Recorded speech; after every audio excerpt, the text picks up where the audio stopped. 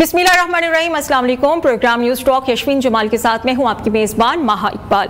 Justice Munib Akhtar को committee से क्यों निकाला? जस्टिस याहिया आफरीदी को कमेटी में शामिल क्यों ना किया गया? चीफ जस्टिस ऑफ पाकिस्तान काजी फाइज ईसा की तरफ से जस्टिस मंसूर अली शाह की जानिब से लिखे गए खत का जवाब सामने आ गया है। जस्टिस काजी फाइज ईसा का 4 सफ़हात पर मुश्तमिल जवाबी खत में लिखना है कि जस्टिस याहिया आफरीदी को जजेस कमेटी में शमूलियत का कहा गया, लेकिन उनकी जानिब से माजरत के बाद जस्टिस अमीनुद्दीन को जजेस कमेटी का हिस्सा बनाया गया। जस्टिस मुनीब अख्तर को कमेटी से हटाने पर चीफ जस्टिस ने लिखा है कि जस्टिस मुनीब अख्तर का सीनियर जजेस से कमेटी में रवैया इंतहाई गैर मुनासिब था और ये सब मैं आपके कहने पर बयान कर रहा हूं ताकि कोई नाराज ना हो जाए। चीफ जस्टिस ऑफ पाकिस्तान का अपने खत में मजीद लिखना है कि जस्टिस मुनीब अख्तर ने प्रैक्टिस एंड प्रोसीजर कानून की सख्त मुखालिफत की थी। जस्टिस मुनीब अख्तर उन 2 जजेस में से थे जिन्होंने मुकदमात के बोझ से लापरवाह होकर गर्मियों की पूरी तातीलात की और वो तातीलात के दौरान अदालत का काम करने के लिए दस्तयाब नहीं थे। चीफ जस्टिस ऑफ पाकिस्तान ने यह भी लिखा है कि तातीलात पर होने के बावजूद उन्होंने कमेटी मीटिंग्स में शिरकत पर इसरार किया, जो कि अगले सीनियर जज जस्टिस याहिया आफरीदी पर उनका अदम एतमाद जाहिर करता है। चीफ जस्टिस ऑफ पाकिस्तान को अपने जवाबी खत में उनकी तरफ से यह भी लिखा गया है कि जस्टिस मुनीब अख्तर महज अबूरी हुक्म जारी करके 11 बजे तक काम करते हैं। उनके साथ ही जजेस ने इस रवैये की शिकायत भी की है। ऑडियो लीक केस पर हुक्म इम्तिनाज जारी करके वो केस समाअत के लिए मुकर्रर ही ना करने दिया गया। इससे पहले जस्टिस मंसूर अली शाह ने जजेस कमेटी की तश्कील 9 के बाइस गुज़श्ता इजलास में शिरकत से इनकार किया था। जस्टिस मंसूर अली शाह ने कहा कि जब तक साबिका जजेस कमेटी को बहाल नहीं किया जाएगा वो जजेस कमेटी के इजलास में शिरकत नहीं करेंगे। आगे बढ़ेंगे और अदलिया और मुकन्ना में जो अभी तनाज़ा चल रहा है उसकी भी हम बात करेंगे। मखसूस नशिस्तों के केस पर इलेक्शन कमीशन ने एक बार फिर अदालत उज़्मा का दरवाजा खटकाया है। इलेक्शन कमीशन ने मखसूस नशिस्तों के फैसले से मुतल्लिक एक्ट में तरमीम, सुप्रीम कोर्ट के मुख्तसर फैसले, 8 जजेस की वजाहत और तफसीली वजाहत की सुप्रीम कोर्ट में दरख्वास्त भी दायर की है, जिसमें इलेक्शन कमीशन की जानिब से यह रहनुमाई मांगी गई है कि हमें बताया जाए कौमी असम्बली से मंजूर शुदा इलेक्शन एक्ट की तरमीम पर अमल किया जाए या फिर सुप्रीम कोर्ट के फैसले को फौकियत दी जाए। इलेक्शन कमीशन ने अपनी दरख्वास्त में मजीद मौक़िफ़ इख्तियार किया है कि अदालती फैसले वाज़े हैं कि पार्लियामेंट की दानिश का जायजा नहीं लिया जा सकता। अदालती फैसलों को मद्देनजर रखते हुए तरमीमी एक्ट पर अमल दरामद ना करना भी सवालिया निशान होगा। तो ये तमाम तर सूरत हाल है जिसे आज हम डिस्कस करेंगे। चलिए जनाब, पैनल मेरे साथ आज मौजूद है। पाकिस्तान तहरीक इंसाफ से सीनियर रहनुमा होंगे बैरिस्टर तैमूर मलिक साहब और पाकिस्तान मुस्लिम लीग नून से मुझे आज ज्वाइन किया है इख्तियार वली साहब ने। सबसे पहले मेरा सवाल तैमूर मलिक साहब आपसे होगा। इलेक्शन कमीशन की तरफ से सिचुएशन ये पैदा हो चुकी है कि मखसूस नशिस्तों के मामले को लेकर फिर सुप्रीम कोर्ट की तरफ रुजू किया गया है। रहनुमाई ये ली गई है इलेक्शन कमीशन की तरफ से कि वो कंफ्यूज्ड है, उसे समझ नहीं आ रही कि पार्लियामेंट की कानून साजी को फौकियत दें या फिर जो अदलिया की तरफ से डिसीजन आए उसको माना जाए। आपको क्या लगता है कि इलेक्शन कमीशन की तरफ से जो ये कंफ्यूजन है वो बजा है? जी बिस्मिल्लाहिर्रहमानिर्रहीम, बिल्कुल बजा नहीं है। मतलब इलेक्शन कमीशन ऑफ पाकिस्तान पाबंद है सुप्रीम कोर्ट के, पाकिस्तान की सबसे आला अदलिया के फैसलों के ऊपर अमल दरामद करने के ऊपर। तो उन्होंने जो डिले किया है वो सियासी मकासद की वजह से हुआ है और पूरी कौम के सामने है। अब उन्होंने ये क्लैरिफिकेटरी रिक्वेस्ट दोबारा डाल दी है। मेरा बतौर कानून के तालिब इल्म के ये ख्याल है कि जो 8 रुकनी मेजॉरिटी है इस 13 मेंबर बेंच की, वो वही बात करेगी जो उन्होंने पहले भी की है। हमें तो वो बहुत क्लियर लग रही है, उसमें कोई उबाम नहीं है। सो मेरे ख्याल में हमें अब ये देखना होगा कि सुप्रीम कोर्ट जो है वो इसके ऊपर इलेक्शन कमीशन को कितनी जल्दी और कितने वाज़े अल्फाज में और प्रोबेबली सेंसर के साथ क्या जवाब देते हैं। जवाब वही है जो उनका पहले आ चुका है, बड़ा क्लियर है कि जजमेंट उनकी क्लियर थी। प्रोपोर्शनेट रिप्रेजेंटेशन के प्रिंसिपल के तहत मखसूस नशिस्तें एलोकेट करनी चाहिए। वो कह चुके हैं कि पाकिस्तान तहरीक इंसाफ से ताल्लुक रखने वाले जो अरकान असेंबली हैं आप उनको ड्यूली नोटिफाई करें और उसकी बेसिस के ऊपर रिजर्व सीट्स दें। तो इन मामलों में कोई दूसरी राय है नहीं। जी इख्तियार वली साहब, अब जिस तरह से हालात ये पैदा हो चुके हैं क्योंकि तमाम जो तनकीदी निश्तर हैं वो हुकूमत की तरफ जा रहे हैं, क्योंकि अगर सुप्रीम कोर्ट की तरफ से फैसला आता है वो तो फिर मानना पड़ता है, वो हरफ आखिर होता है। लेकिन इलेक्शन कमीशन की तरफ से भी डिलेइंग टैक्टिक्स यूज किए जा रहे हैं और फिर हुकूमत भी ये फैसला मानने से कासिर है। थैंक यू माहा। देखें, एक तो आपने निश्तर की और तुर्कश की बात की ना, तो निश्तर और तुर्कश मेरे ख्याल में पीटीआई के अलावा और किसी के पास है ही नहीं। और इन्होंने नश्तर और तिरकश जो है ये अपने, जब ये हुकूमत में होते हैं तो भी ये बरसाते हैं, या पोजीशन में होती हैं तो भी ये बरसाते हैं। तो जहाँ तक सुप्रीम कोर्ट की बात है, तो सुप्रीम कोर्ट जो है वो इस मुल्क का एक आईनी इदारा है, और सुप्रीम कोर्ट ही है, इसमें कोई शक नहीं है। लेकिन यहाँ पर तमाम इदारों की एक माँ भी है, माँ कहें बाप कहें, उसको पार्लियामेंट भी कहते हैं। उन्होंने इलेक्शन अमेंडमेंट भी की है इलेक्शन एक्ट में, वो भी भेजा हुआ है। यहाँ पर जो इलेक्शन कमीशन है वो ये ऐसा नहीं है कि मतलब वो कोई नन्हे की दुकान है या किसी करियाना स्टोर की दुकान है कि हम उसको बोलें कि आपको जो इलेक्शन एक्ट कहता है आप उसको भी छोड़ें, जो आईन पाकिस्तान कहता है आप उसको भी छोड़ दें, जो हम कहते हैं उस तरह करें। तो फिर आपको वजाहत तो देनी पड़ेगी ना। ये बात तो बड़ी क्लियर है कि हम तो आईन पाकिस्तान के ताबे हैं ना, किसी मतलब सुप्रीम कोर्ट के या किसी जज के तो हम ताबे नहीं हो सकते। हम तो आईन के ताबे लोग हैं, आईन जिस तरह कहेगा उस तरह हम करेंगे। लेकिन अगर आपके फैसलों से ये वाज़े हो कि आप किसी मखसूस जमात को, आपके फैसले से, गलत फैसले से किसी मखसूस जमात को, ऐसी जमात को और ऐसे लोगों को फ़ायदा पहुंच रहा है कि जो इस केस में सिरे से फरीक नहीं है, जो इस केस में वो दरख्वास्त लेकर नहीं है, इन्होंने ये प्रेयर्स भी नहीं मांगी, और आप कहते हैं कि ना सलीमुल्लाह की ना कलीमुल्लाह की, ये तो आप ये सीटें सारी दे दें जमीलुल्लाह को, तो इस तरह तो नहीं। अच्छा इख्तियार साहब, ये तो मतलब इस पॉइंट पर अदालत की तरफ से जो डिसीजन आया था उसमें ये बड़ा क्लियरली कहा गया था कि पीटीआई इतनी दरखास्त की थी फरीक बनने की। तैमूर मलिक साहब, इलेक्शन तरमीमी एक्ट का नफाज माजी से किया गया है, ये मौकिफ अपनाया गया है इलेक्शन कमीशन की तरफ से जो दोबारा से रुजू किया गया है। वो ये कह रहे हैं इलेक्शन कमीशन के अदालती फैसलों को अगर मद्देनजर रखें तो हम पर भी ये लाजिम है कि जो पार्लियामेंट की कानून साजी उसको भी फॉलो करना है। अब इलेक्शन कमीशन भी तजब्जुब का शिकार है। ये सिचुएशन आपको कैसे लगता है कि कैसे बेटर होगी और समअप कैसे होगी?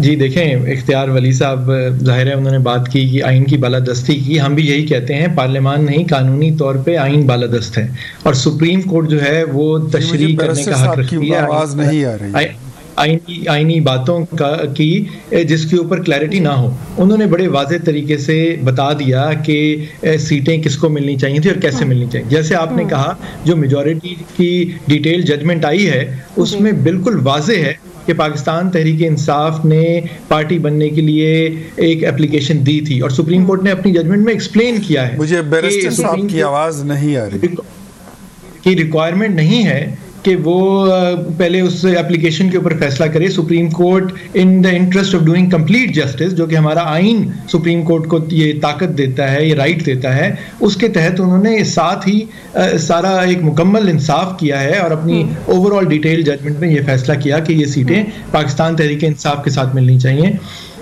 बात यह है कि ये सियासी बयानिया ज़रूर हो सकता है कि जो पार्टी सामने नहीं थी, हमारे सामने फरीक ही नहीं थे, इनको कैसे मिल गई, ये बात गलत है। सुप्रीम कोर्ट ऑफ पाकिस्तान ने अपनी डिटेल जजमेंट में ये बात कर दी है। अब जहां तक बात है इलेक्शन कमीशन ऑफ पाकिस्तान की, देखें जो इलेक्शन अमेंडमेंट्स आई हैं वो इलेक्शन के बाद आई, इसके ऊपर बहुत वाज़े है पाकिस्तान नहीं। अच्छा तैमूर साहब, ये भी पॉइंट उठाया गया है इलेक्शन कमीशन की तरफ से कि जो इलेक्शन तरमीमी एक्ट है उसका निफाज होगा माजी से।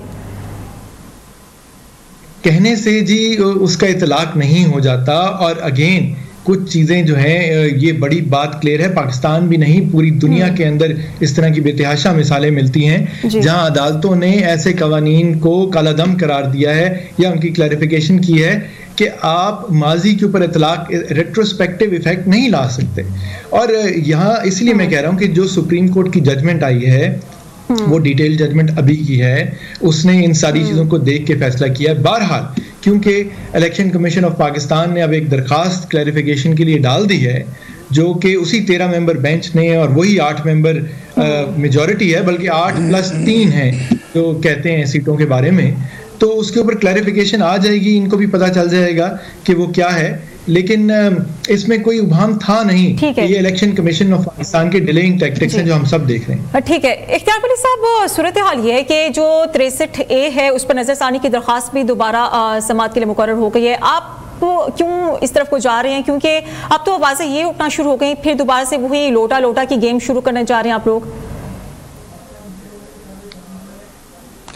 देखिए 63A 64A ये सारी बातें अपनी जगह पर, ये कोई आवाज़ें नहीं उठती हैं। आवाज़ें क्या उठ रही हैं जो इस मुल्क में उठ रही हैं? आवाज़ें ये हैं कि आपकी जो महंगाई का रेट है वो 9.6 पे आ गया है, आपका शरह नमू जो है वो बढ़ता जा रहा है। ब्लूमबर्ग की रिपोर्ट आपने पढ़ी होगी, आपने स्टॉक एक्सचेंज का आप रिपोर्ट्स देख रहे होंगे। आज मेरे ख्याल में वो पाकिस्तान की हिस्ट्री की बुलंद तारीख पे पहुंच गए हैं। एशियन डेवलपमेंट बैंक की रिपोर्ट आज जारी हुई है। आवाज़ें ये हैं, ये पीटीआई की बातें जो है ना, हमारे पास अच्छी खबरें बहुत सारी हैं, बहुत सारी। क्या साहब वो बात बिल्कुल ठीक है, ये आप जो खबरें दे रहे हैं वो बिल्कुल हकीकत है, लेकिन ये सब चीजें भी तो सियासत से लिंक आउट करती है ना। जब सियासत में इस्तेहकाम होगा तो फिर मुआशी इस्तेहकाम खुद आएगा। बात सारी ये है, ये सारी चीज गिर्द ये घूम रही है मखसूस नशिस्तों की। मैं इस बात पे कायल हूँ, मेरी जमाती नजरिया जो है वो हम इस बात पे बिल्कुल क्लियर है, इसमें कोई इबाम नहीं है। 1973 को कॉन्स्टिट्यूशन बिंग पार्लियामेंटेरियन मैंने खुद उठाया है, रोज नहीं तो दूसरे रोज पढ़ता हूं। उसमें ऐसी कोई गुंजाइश नहीं है जिस तरह की जो लिवरेज दी गई है या फैसिलिटेशन की गई है इसकी तहरीक इंसाफ की मखसूस नशिस्तों के केस में, इस तरह की कोई नहीं निकलती। दूसरी बात, 1973 का कॉन्स्टिट्यूशन वो हमें ताबे करता है इसी आईन का, वो बताता है कि हम ताबे हैं इसके। आप कानून साजी करना ये किसी और का काम नहीं, आप कानून की बात कर रहे हैं तो ये चीज भी समझाते चले मखसूस नशिस्तों के मामले पर। ठीक है, हम मान लेते हैं एक तरफ से हम मान लेते हैं कि पीटीआई ब्लंडर कर रही है, लेकिन आइन में ये भी कहाँ लिखा हुआ है कि मखसूस नशिस्तों पर नून लीग का हक है, नून लीग कब्जा करके बैठे। मैंने कभी ये आपके सामने या किसी टॉक शो में ये बात नहीं की कि मुस्लिम लीग नून को वो सीटें मिले या ना मिले, ये फैसला बाद में।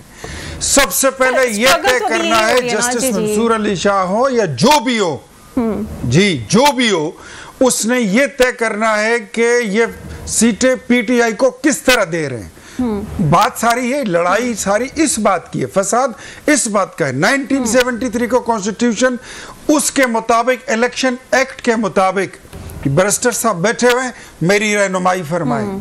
मैं तो इनकी तरह ज्यादा वो वकालत की वो नहीं करता कि मैं वकालत पढ़ी है, लेकिन थोड़ी बहुत मैं किताब मैंने भी पढ़ी है।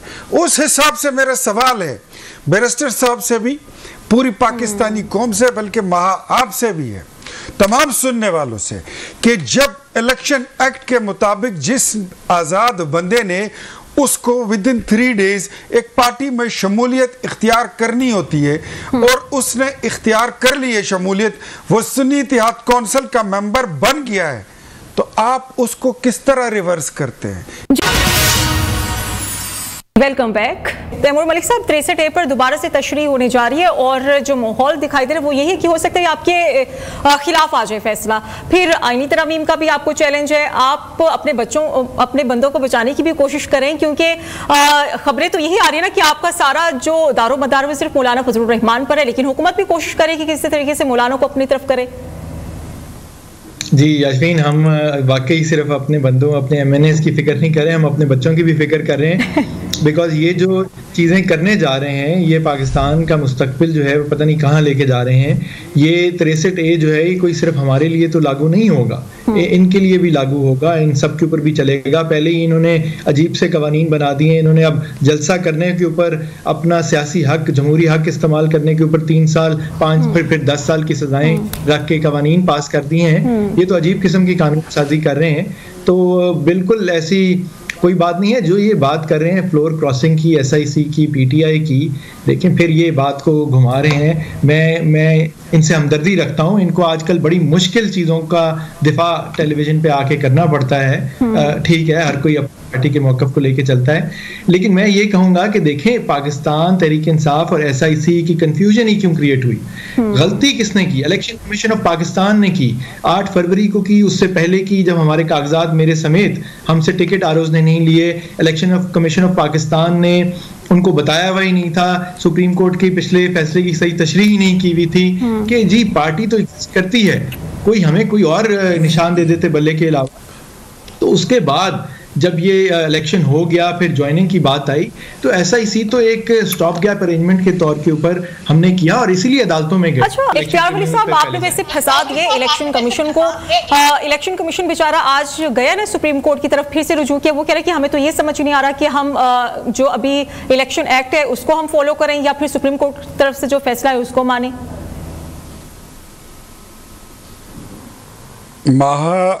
हकीकत में बात यही है कि अब इलेक्शन कमीशन जो है उसने यही देखना है कि वो सुप्रीम कोर्ट के ऑर्डर्स ले ले या वो अकॉर्डिंग टू दिस कॉन्स्टिट्यूशन और जो अमेंडेड पार्लियामेंट एक्ट आया है वो उस पे चलें। इलेक्शन कमीशन ने डेफिनेटली इलेक्शन एक्ट पे ही काम करना है। मैं 2-3 बातें तैमूर भाई की मैं इनको बताना चाहता हूँ। नहीं, ये कहते हैं ना कि जलसों पे पाबंदी नहीं है, लेकिन तहजीब के दायरे में रहकर अपने सारे काम करने होंगे। वो मादर पिदर आज़ादी जिसको आप कहते थे ना कि फ्रीडम ऑफ एक्सप्रेशन, और जिसका फिर मिसयूज किया आपने, वो चीज़ें अब नहीं रही।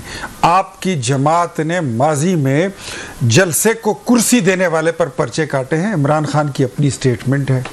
और आपका जो इंटीरियर मिनिस्टर था मुहतरम शहरियार अफरीदी साहब, मैं वही अभी निकाल के देख रहा था, जो कहता होता था कि फौज पर तनकीद जुर्म करार, 2 साल कैद, 5 लाख जुर्माना, मुस्लिम लीग नून और पीपल्स पार्टी की मुखालिफत के बावजूद बिल मंजूर। कुछ याद हैं? आप ही अपनी अदाओं पे जरा गौर करें। हम अगर अर्ज करेंगे तो शिकायत होगी। अच्छा, बात सारी ये है, ठीक है, हम मान लेते हैं कि आप पोलराइजेशन ठीक कर रहे हैं, आईनी तरमीम लेकर आ रहे हैं। जी, आप ठीक है, बहुत आपका जो स्टांस है वो यही है कि हम आईनी तरमीम लेकर आ रहे हैं, आईनी अदालत भी बननी चाहिए और अदालती इस्लाहात भी होनी चाहिए, वक्त का तकाजा है। लेकिन फिर वही बात है ना कि आप सुप्रीम कोर्ट पर सुप्रीम कोर्ट बना रहे हैं। एक मुल्क में हम कैसे कर सकते हैं कि अदालत के ऊपर अदालत कायम हो जाए? देखिए, चीफ जस्टिस कोई भी हो, जिंदगी और मौत का कोई नहीं पता, अगले पल का नहीं पता कौन जिंदा रहता है कौन नहीं रहता, कहाँ पे क्या वाकया होता है, क्या होता है क्या नहीं होता। जो चीफ जस्टिस बनने वाले हैं फ्यूचर के, जस्टिस मंसूर अली शाह, उसको इस PTI ने और इसके ये जो यूथिया टाइप के कुछ पढ़े लिखे और कुछ जाहिल, कुछ अनपढ़, कुछ बुढ़े, कुछ बाबे, कुछ लड़के, कुछ नौजवान, सब ने मिलके इतना डिस्प्यूटेड बना दिया है कि मुझे ऐसा लगता है शुरू से ही, पहले से ही, कि अगर वो चीफ जस्टिस बन भी गए तो उनकी हैसियत वही होगी जो हैसियत शायद उमर अता बंदियाल की थी या साकिब निसार की थी। इन्होंने खुद उनको मुतनाज़िया बना दिया है। और मेरे ख्याल में जस्टिस मंसूर को खुद इस बात का नोटिस लेना चाहिए कि जिस तरीके से उनको PTI पोर्ट्रे कर रही है, आईनी अदालत की इतनी क्या जरूरत पड़ गई है अभी मौजूदा हालात में, क्योंकि जजेस भी वही होंगे, तो फिर कौन सी ऐसा कुछ खास फर्क हो कि आपको आईनी अदालत बनाने की जरूरत पड़ गई? ये आप ये इनसे पूछ रही हैं। आईनी अदालत ना, ये आज की नहीं है जी, ये पिछले बड़े लंबे अरसे से, ये बहुत लंबे अरसे से ये बहस चल रही थी। ये 2008 की कहानी, आज से 15-16 साल पहले, जब परवेज मुशर्रफ अभी उतरा भी नहीं था, उस वक्त ये बात चल रही थी कि जो PCO के जरिए लोगों ने ओथ लेना शुरू किया था, जजों ने, उस वक्त इस चीज की जरूरत महसूस की गई थी कि जो हमारा अदालती निज़ाम इंसाफ है, इसको एक साइड पे करके जो कॉन्स्टिट्यूशनल कोर्ट है तो उसका क़याम अलग एक होना चाहिए ताकि आईनी मामलात वहाँ पे देखे जाए। अब जितनी पेंडेंसी सुप्रीम कोर्ट में है, और आप देखें माजी में सुप्रीम कोर्ट ने मां सिवाय सियासी केसों के और इमरान खान की फैसिलिटेशन के अलावा मेरे ख्याल में और कोई इतना खास बानी PTI इमरान खान साहब ये फरमा रहे हैं, वो ये कह रहे हैं कि आईनी अदालत आप बनाने इसलिए चाह रहे हैं कि आप चीफ जस्टिस की पावर को खत्म कर दें, सारा जो प्रेशर है PTI पर लगा दें और PTI को ऊपर आने से रोका जाए। ये इमरान खान खुद, उसका अपना माजी इन चीज़ों से और ऐसी शरारतों और साजिशों से भरा पड़ा है कि जब वो सोचता होता था कि 2035 तक हमारी हुकूमत होगी, जो जनरल फैज़ है इसको DGIA से मैं यहाँ से कोर कमांडर लगाऊं, यहाँ से वो आर्मी चीफ बन जाएगा और फलाना बंदा मेरा चीफ जस्टिस होगा। प्रेसिडेंसी में आरिफ अलवी साहब बैठे हुए हैं, EVM के मशीन ला के रख दो, उससे आप किसी भी निशान पे बटन दबाए तो बल्ले के निशान का वोट निकलेगा। ये उनका प्रोग्राम है, उनकी सोच सोच है, उनकी दिमाग का अपना एक खपत है, और ये खपती सोचें उन्हीं को आती हैं। हमारा ऐसा सच कोई प्रोग्राम नहीं है, हम तो 5वीं बार हुकूमत में आए हैं। ठीक है तैमूर मलिक साहब, ना शरारतें करें, आप भी जरूरत हमें नहीं है, शरारतें ना करें, शरारतों से बाहर निकलकर संजीदा सियासत की तरफ आए, मिल बैठकर ये आईनी तरमीम पास कराएं, क्योंकि इख्तियार वली साहब ये कह रहे हैं कि ये आईनी तरमीम वक्त की जरूरत है। देखें, मैं बतौर वकील मैं तो कहूँगा कि अदालती इस्लाहात पाकिस्तान की होने वाली हैं, कानूनी इस्लाहात होने वाली हैं, लेकिन जिस तरीके से ये कर रहे हैं, रात के अंधेरे में कर रहे हैं, छुट्टी के दिन करने की कोशिश करते हैं, अपने इत्तेहादियों को दिखाए बगैर करने की कोशिश करते हैं, ये तरीका दुरुस्त नहीं है। ये आज मैं ये कहता हूँ कि अभी भी जब हम बात कर रहे हैं, इतना शोर डाला गया, बिलावल भुट्टो भी सिंध हाईकोर्ट बाहर जाके कहते रहे कि आईनी अदालत भी बनेगी, तरामीम भी होंगी, सब कुछ होगा, लेकिन तक देखी किसने है जो तरामीम ये प्रपोज कर रहे हैं, किस कमेटी के सामने पार्लियामान के रखी गई हैं, कहाँ डिबेट हुआ है, कुछ भी नहीं हुआ। तो आईनी तरामीम छोड़े, आप कानून साजी इस तरह नहीं कर सकते। मतलब ये कोई नहीं है, ये सारे स्टेक होल्डर्स को लेके चलने की बात है। ये 18वीं अमेंडमेंट का क्रेडिट लेती हैं ये जमातें, तो उसके लिए 10 महीने गुफ्त शनीद हुई थी, डिस्कशन हुई थी, डिलिब्रेशन हुई थी। ये 10 घंटे के अंदर सिर्फ मौलाना साहब का इंतजार कर रहे थे साथ में आके, और ये पास करना चाहते थे। इस तरह तो नहीं हो सकता। मतलब इस तरह की आप आइन का खदोखाल तो नहीं बिगाड़ सकते, आप सुप्रीम कोर्ट के ऊपर एक और सुप्रीम कोर्ट तो नहीं बना सकते। ठीक है, तो ये हमारा बुनियादी असूली मौक़िफ़ की वजह से हमारा एतराज़। इख्तियार वली साहब यही बताते हैं कि वो मुसव्विदा कहाँ से मिला, क्योंकि आपकी तो बड़ी ये सरतोड़ कोशिश थी कि रातों रात ये कार्रवाई पूरी पड़ जाए, लेकिन चले वो आपको शिकस्त का सामना रहा, कोई मसला नहीं। आने वाले दिनों में आप बड़े पुरुमीद भी नजर आ रहे हैं कि कामयाबी मिलेगी, लेकिन आप फिर कंट्रोवर्सी तो खुद ही पैदा कर रहे हैं। फिर दूसरी तरफ अगर हम देखें, मियां नवाज शरीफ भी नाराज होकर जा रहे हैं, वो कह रहे हैं कि अगर आप लोगों ने मेरा नाक ही काटना था तो फिर मैं वापस चला जाता हूँ, जा रहे हूँ वापस। नहीं, मेरे ख्याल में नवाज शरीफ ने ऐसी कोई बात की नहीं है कि मेरी नाक काटनी थी और आप लोगों ने मुझे बुलाया, क्यों ऐसी बात नाराज तो हो गए ना। जी जी, मौलाना फजलुर रहमान से मुलाकात, और दूसरी बात आपने, हाँ नाराज की बात करें, लेकिन जो आपके अल्फाज हैं, मैं जो आपके अल्फाज हैं ये मुनासिब नहीं है। बता दें कि नवाज शरीफ क्यों जा रहे हैं, यही बता दें कि नवाज शरीफ क्यों जा रहे हैं। देखिए कॉन्स्टिट्यूशन, मैं बताता हूँ आपको, मैं बताता हूँ, उनका अपना माजी यही है कि उनकी तो पूरी असेंबली जो है तो एक कर्नल चलाता होता था, कर्नल लियाकत पूरे सबको उठा के लाता था। आज मैं बैरिस्टर तैमूर हसन को देख रहा हूँ, ये पढ़ा लिखा बंदा है, ये आज इनको फ्लोर क्रॉसिंग एक्ट और 63A कॉन्स्टिट्यूशन का याद आ गया है।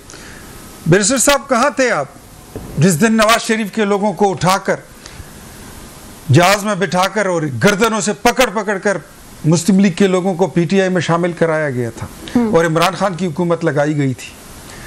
और कहाँ थे उस दिन आप जब RTS को बिठाकर इमरान खान जैसे बंदे को वजीर आजम पाकिस्तान बना दिया था? कहाँ थे आप जब इस मुल्क के कर्जे उन्होंने दुगने कर दिए? हाँ, मैं बताता हूँ बैरिस्टर साहब, we don't have any good news for you. हमारे पास आपके लिए खुशखबरी देने के लिए कुछ नहीं, हमारे पास इस कौम के लिए बड़ी खुशखबरियां हैं। वो मुल्क जिसको आप तोड़ना चाहते थे, जिसमें आपका लीडर बोलता था कि पाकिस्तान मुझे हटा दिया, अब पाकिस्तान के 3 टुकड़े होंगे, आज दुनिया ऐलान कर रही है कि पाकिस्तान डिफॉल्ट नहीं हो रहा। पाकिस्तान जो है उसका जो GDP ग्रोथ है वो हाई रोज बरोज वो ऊपर चला जा रहा है, उसमें इजाफा हो रहा है। जो इन्फ्लेशन रेट है वो नीचे आ रहा है, पेट्रोल सस्ता हो गया, 2 दिन बाद मजीद और सस्ता हो जाएगा। इस मुल्क के 3 टुकड़े करने के ख्वाब देखने वाले, उनके हर रोज घर में शाम गरीबा होती है। आपके लिए और कुछ नहीं है, आपके पास आपने सिर्फ तनकीद ही करनी है, और हमारे पास आपको खुश करने के लिए कोई खबर नहीं है, लेकिन पाकिस्तानी कौम के लिए हमारे पास हर रोज खुशखबरियां हैं। बिल्कुल, बहुत सी खुशखबरियां यकीनी तौर पर अच्छे इक़दाम किए गए, लेकिन ये तो बता दें कि मियां नवाज शरीफ कहां जा रहे हैं, कब वापस आएंगे, मुल्क को उनकी जरूरत है, वो सीनियर लीडर हैं, हमें उनकी जरूरत है। तो लंदन जाना कोई बुरी बात है? आपके जो यहाँ पर एंकर्स हैं, आज भी मैंने सुबह देखा चले जाते हैं, लेकिन फिर मुश्किल हो जाता है उन्हें वापस बुलाना। ठीक है तैमूर मलिक साहब, इख्तियार वली साहब कह रहे हैं कि माहा मैं मेरी बात सुने, this is not the issue कि नवाज शरीफ लंदन जाता है तो जाएगा भी, वापस भी आएगा।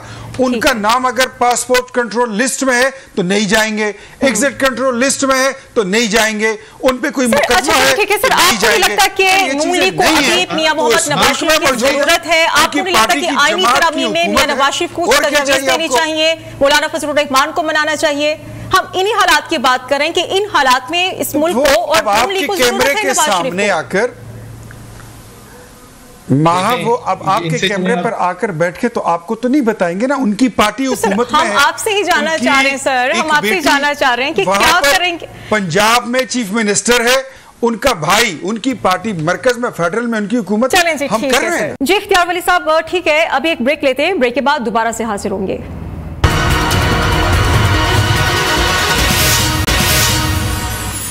Welcome back. तैमूर मलिक साहब, इख्तियार वली खान साहब ये कह रहे हैं कि अगर गुड न्यूज नहीं है तो वो सिर्फ आप लोगों के लिए नहीं है, मतलब ये है कि बानी पीटीआई रिहा नहीं हो रहे, और दूसरी बात ये है कि वो अवाम के लिए तो बड़ी अच्छी खिदमत कर रहे हैं, तो आपको भी आगे बढ़ना चाहिए, सियासत से बाहर निकलना चाहिए, जल्द से जुलूसों को खत्म करना चाहिए। नहीं, देखें, जलसे जुलूस तो एक जमहूरी हक है, क्या ये नहीं करते थे? आपने इनसे बड़ा अच्छा सवाल पूछा कि इनके पार्टी के कायद कहाँ जा रहे हैं, तो बल्कि ये भी आप पूछ लेती कि जा रहे हैं जहाँ जाके रहेंगे एवनफील्ड अपार्टमेंट्स, वो किसके हैं? आज तक हमें तो क्लैरिटी नहीं मिली है कि वो अपार्टमेंट्स किसके हैं। तो बात ये है कि माजी की बातें करेंगे, ये एक साहब की बात कर रहे हैं कि पार्लियामान चलाते थे, तो इनकी हुकूमत है, ये एहतसाब कर लें उनका, इन्होंने कुछ किया है उस बारे में, हम क्यों बोल रहे हैं? ये बातें हैं सिर्फ करने की, अच्छी लगती हैं टीवी के ऊपर, लेकिन इसमें कोई आगे वाली बात नहीं है। हम बिल्कुल जमहूरी तरीके से, पार्लियामानी तरीके से पार्लियामान के साथ हैं, पार्लियामान के अंदर अपनी सब मजबूरियों, मुश्किलात के बावजूद खड़े हैं, काम कर रहे हैं पाकिस्तान के मुस्तकबिल के। आप इन्होंने कायमा कमेटीज बनाई नहीं, बजट पास कर लिया फाइनेंस की कायमा कमेटी के बगैर भी, अब जाके इन्होंने बनाई है, तो हमारे ही इनके दूसरे मेंबरान जिनके खिलाफ हमारी इलेक्शन पिटीशंस लटकी हुई हैं, हम उनके साथ बैठ के पाकिस्तान के पार्लियामान में। वैसे तैमूर मलिक साहब, शरारतें तो फिर आपकी तरफ से भी हो रही है ना? पहले आपका जलसा था मियांवाली, फिर उसके बाद रुख किया गया रावलपिंडी का भी आज ये खबर मिली है कि बानी पीटीआई की तरफ से वो जलसा मनसूख कर दिया गया है। क्यों जलसा मनसूख हुआ, कुछ खबर दें?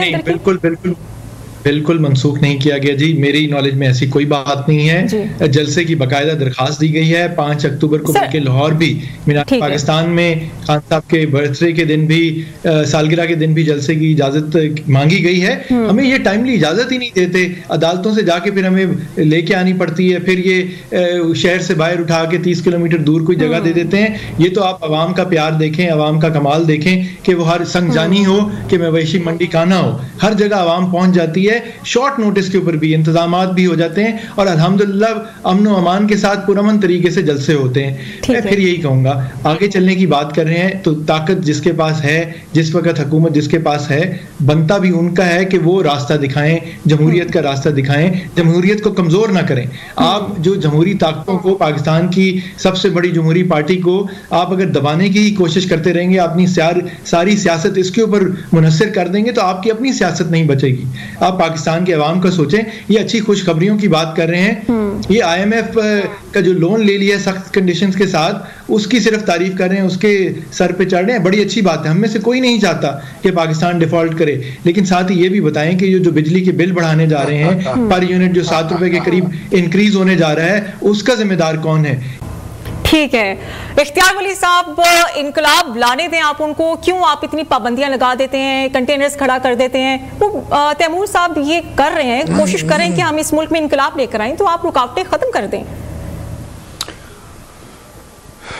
इनकलाब इन्होंने कोई नहीं लाना। ये क्या इनकलाब लाएंगे? इनकलाब वो लोग लाते हैं ना जिनके पेट भूखे होते हैं, इनकलाब वो लाते हैं जिनके पैरों में जूती नहीं होती, इनकलाब वो लाते हैं जो गैरत से भरे भरपूर मर्द होते हैं। ये सारे छुपने वाले लोग हैं, सारे करप्ट टोला है। पीटीआई का कौन सा ऐसा बंदा है जिसने करप्शन नहीं की है?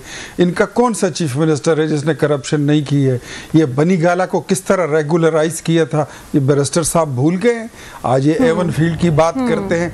नवाज शरीफ कोई भिखारी बंदा नहीं था, वो कोई तुम्हारे लीडर की तरह तो मंगू नहीं था। आपके लीडर को तो अस्पताल के लिए जमीन भी हमने दी, पैसे भी हमने दिए, जेब से दिए, 50 करोड़ दिए, जमान पार्क का प्लॉट भी दिया। उससे पूछते हो कि ये 2 फ्लैट कहाँ से लिए? कुछ अपने सवाल पे जरा सोचो।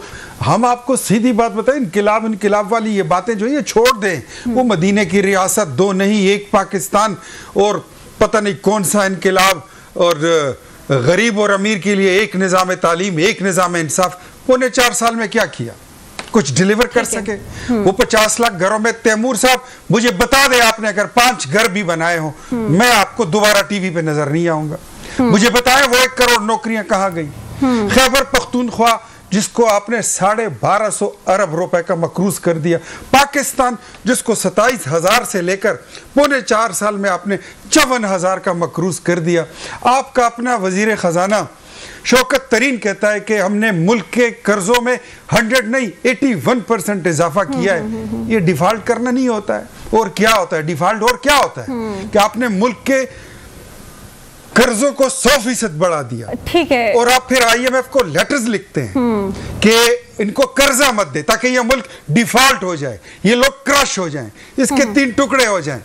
ये इंकलाब है आपका। ठीक है इफ्तियार साहब, ये तो आपकी हुकूमत का बड़ा क्रेडिट है, मुआशी इस्तेहकाम आ रहा है। तैमूर मलिक साहब, 5 अक्टूबर को मीनार पाकिस्तान पर आ रहे हैं आप लोग जलसा करने के लिए?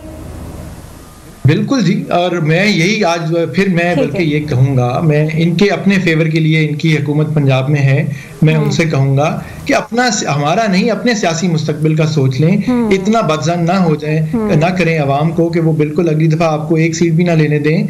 आप हमें अपना सियासी जमहूरी हक इस्तेमाल करने दें। सरकार की जिम्मेदारी है हमें सेफ्टी, प्रोटेक्शन और स्ट्रक्चर देना। आप बिल्कुल हमारे साथ बैठ के इंतजामिया वो उसके खदोखाल एग्री करे, हमें जलसा करने दें, हमें शो ऑफ पावर करने दें, हमें वहां पे अपना जमहूरी हक इस्तेमाल करने दें, इज़हार राय करने दें। जमहूरी हक को तो नहीं ना खत्म किया जा सकता, उन्हें जलसा करने दिया जाए। 5 अक्टूबर के लिए वो दरख्वास्त कर रहे हैं कि मीनार पाकिस्तान आने दें। महा, मुझे ये बताइए, आज से 8 महीने कबल इलेक्शन हुए हैं, 7-8 महीने पहले जी, क्या जरूरत पड़ी है इन जलसों की? जरूरत क्यों महसूस हो रही है? टाइमिंग देखें, इमरान खान के खिलाफ जो है फैज़ हमीद के गवाहियाँ आएंगी, मिलिट्री ट्रायल होगा, प्रेशराइज करना चाहते हो।